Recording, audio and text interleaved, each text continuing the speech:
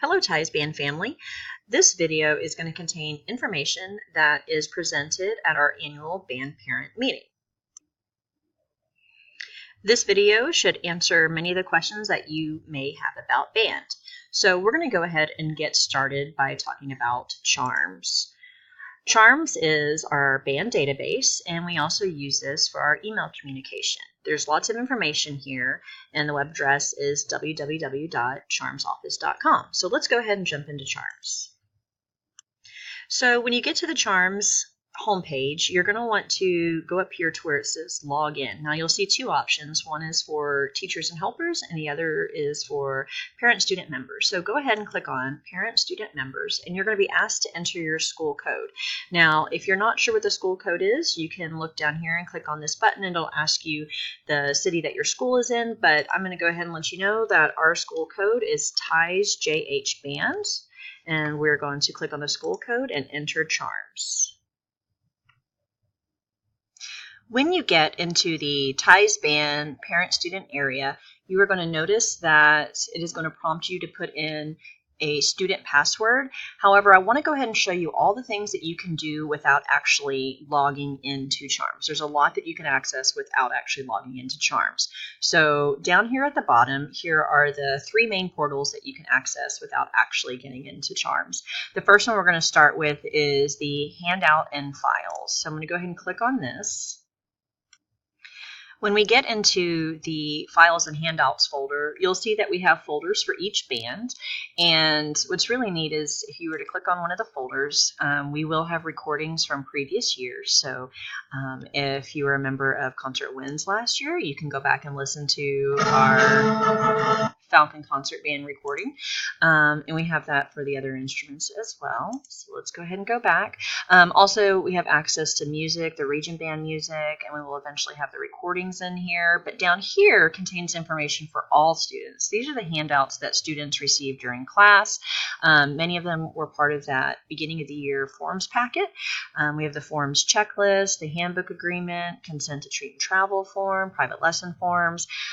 We also have some calendars. So let's go ahead and get into that. Let's go ahead and start with the calendar, the printed calendar. Now, every student received a copy of this. We also have it here so you can access it. And this has the full band calendar for this year. That being said, from time to time, events do change. And so for the most up-to-date information, you're going to want to go to the CHARMS calendar, and I will show you how to access that here shortly. So that's the band calendar. Now, if you're a beginning band parent, you may want to click on the beginning band calendar because it's a little bit less overwhelming. There's information that's only pertinent to the beginning band. So this might be a good calendar for you to look at. Okay, so here are the calendars printed out. And then one other resource I want to show you is the band handbook. I'm not sure why it says Beckendorf Junior High Band up here, but I assure you this is the Ties Junior High Band handbook. So in the handbook, this is a great resource for questions that you may have throughout the year. We have descriptions of the band. We've got code of conduct, notes of the band schedule, district attendance policies, eligibility, the grading, supplies, all the things that you might need to know about the band. This is a great resource for you to check out throughout the year. Okay, so let's move on from this folder. Let's go back to our home page. And again, this is all stuff that you can access without actually getting into CHARMS yet, which is very convenient. One of the last things I want to show you is the public calendar. So if you click on the public calendar, this will show you all the events that were on that printed calendar. We have them in CHARMS. This is considered the official CHARMS calendar. Now, if you were to click on an event, it will show you what the event is, the time, the location. This little hand means that we need volunteers. This is very important. And then it also talks about just some of the details and who this event impacts. So this is the CHARMS calendar, and we have every month of the year so far in there, all of the events. When things change, times change or venues change, this is what will be updated. It won't be the printed calendar that I showed you under handout. So this is a calendar that you want to be up to date with. Now, one of the great features of CHARMS is that you're able to go to sync the calendar. You can sync it to your mobile devices, and it has the information on how to do that with all of the different types of devices there. One more thing to be aware of is that when you are trying to sync the calendar to your mobile device, that it is the entire band public calendar, so it is not filtered out by band. It is the entire calendar. Let's go ahead and go back to home. Now, another thing that you can do without logging into Charms is volunteer. Throughout the year, we need volunteers because we have currently about 260 students, and we do need help from time to time. So you can go in here and see the events that we need help for. For example, the fall concert, we need chaperones to just sit in the audience with the students. So if you'd like to help with that, you can put your name in, your cell phone number, your email, and sign up. As you see, your information is not viewable to others who sign up, only your name is. Information as far as time and location are listed up here at the top of volunteer opportunities. So if you want to, you can go ahead and look at all the events for the year and see what kind of help we need. All right, and the last thing that I'm going to show you before we actually get into Charms is how to email the staff. So listed here are the directors, and in some cases we're listed twice. The global emails about the entire band program will usually come from Mr. Artley. However, if you have a question about your child specifically in class, when it pertains to grades and other things like that, it would be most convenient to email the director of that class because we'll be better able to answer that information. So if your child has Mr. Artley, they are in Symphonic Winds, beginning trumpet or trombone, you can email him.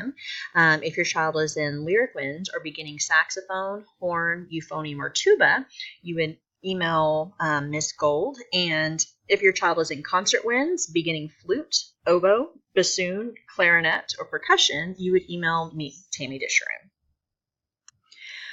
Okay, so we are going to go back to our home page and actually get into Charms. Now, the student area password, this is for your child to put in their school ID, and it is case sensitive. So it usually starts with a letter followed by 6 digits. The letter does need to be capital. So I'm going to go ahead and enter here. Now you will get a prompt asking you to change your password to something other than your ID. It is not required, but you can do that. So I'm not going to change that right now. I'm just going to go to my home now that I actually am in Charms. Now, when you get into Charms, you should see your child's name listed. I am Tara Titan today, and you should also see some of the same icons that we had previously, like the handouts, the calendar, the email staff. Those are all the same. This goes to the same link as well. Also, something that you should know is up here, these icons are the same as these down here. So I prefer to go down here. But there's many things that you can access and look at. I just want to hit a couple of them before we get out of Charms here.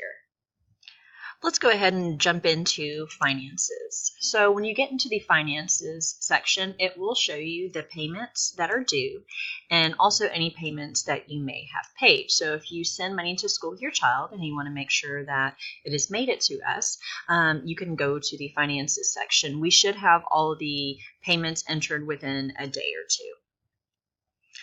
So going back to the home screen, we are now going to go down to forms collected. At the beginning of the school year, we had a forms packet, and as you can see, Tara Titan did not turn in her forms, and she still has a few to turn in. So if you don't have the forms at home, you can click on the form and it will pop up here, and then you can simply print it out, sign it, and send it back to school. So hopefully that has made it a little bit more convenient for you.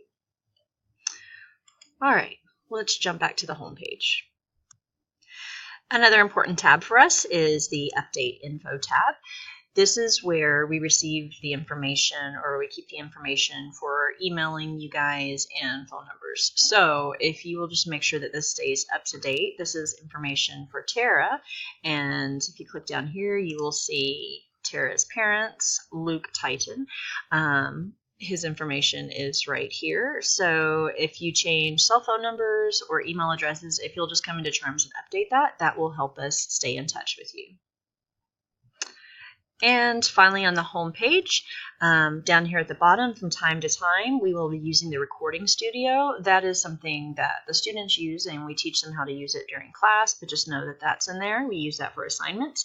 And then also there are some options if you have multiple children that are enrolled in band here. So that is a quick overview of CHARMS, and I hope that that helps you navigate a little bit easier. So let's get back to our band parent meeting. One of the commonly asked questions is in regards to instrument transportation. Students should bring their instrument to the band hall in the morning before school, and they should come and pick it up at the end of the day. As far as bringing instruments home to practice, students do have the option to practice after school in the band hall most days, with the exception of Fridays, up till about 4:30.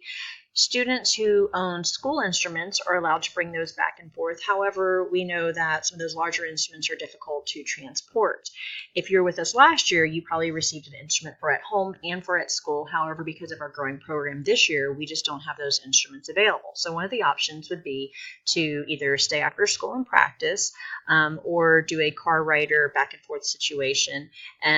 And then finally, another option would be to rent one of those larger instruments from the local music stores and then keep the primary instrument here at school.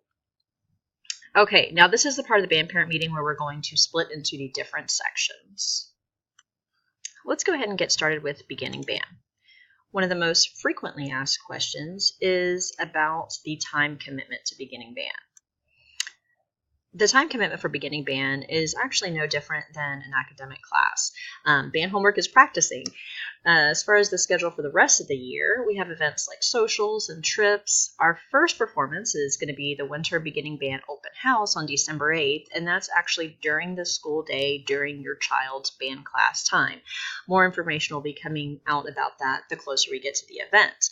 We also have a spring performance and competition, and there is only one after-school rehearsal, and that's going to happen in May. All right, let's go ahead and move on to practice. So when your child does begin practicing, it should be in a quiet, distraction-free environment. They should be using a sturdy chair with good posture, unless they're a percussionist, and they should be standing still with good posture. You should see a music stand being used and a metronome, and something that you're going to see is students playing on what we call small parts. For brass players, that's just their mouthpiece, or flute players, it's just their head joint. They're playing on just one small part of the instrument. You're going to see that for a long time, even after they assemble their instrument and start playing their entire instrument. There's a lot of benefit to that, but just so you know, if you see that, that is perfectly normal. Something else to keep in mind is that instruments should be handled only by students. I know that little brothers and sisters, and maybe older brothers and sisters, sometimes get curious, but you know the investment that you've made in that instrument, and we just want to make sure that it's being taken care of because it is so delicate. I also did put here, the parents can handle the instrument with the guidance of the student. In fact, one of our assignments is for the student to show you how to put together the instrument. Later on, whenever we start practicing for longer amounts of time, the homework grade that comes from practicing is going to be in the form of a practice card. Now, that's going to be a little bit later on in the semester, and some details are going to come out about that, but just know that that is how their homework is graded. Okay. All right, let's go ahead and get into performing band. So students who are moving from beginning band to performing band do have more responsibilities. One of those responsibilities is section rehearsal. We use section rehearsals to help students maintain and continue to grow their skills on their instrument, because band time is now dedicated to the entire band and to the entire ensemble. So once a week we will have after school section rehearsals. It's not for the entire school year, but it will be for small sections throughout the school year. Students who have conflict with sports, they're absolutely able to do band and section rehearsals. It's just something that they have to work out between the coaches and band. We work really well with the coaches, so that's going to be the child's responsibility, just to make sure they're communicating between the two sponsors of those groups. It is important that each student maintains academic eligibility, which means they pass every class for their 6 weeks so that they can compete with the band.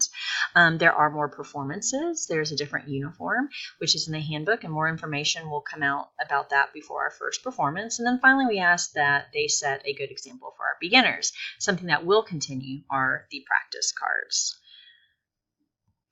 I hope that this overview helped answer some of the questions that you may have about bands. Please follow us on our new Twitter page. Here's the QR code for that, and our handle is @TiesJHBand, which also happens to be our login for Charms. Thank you for watching, and we'll see you soon.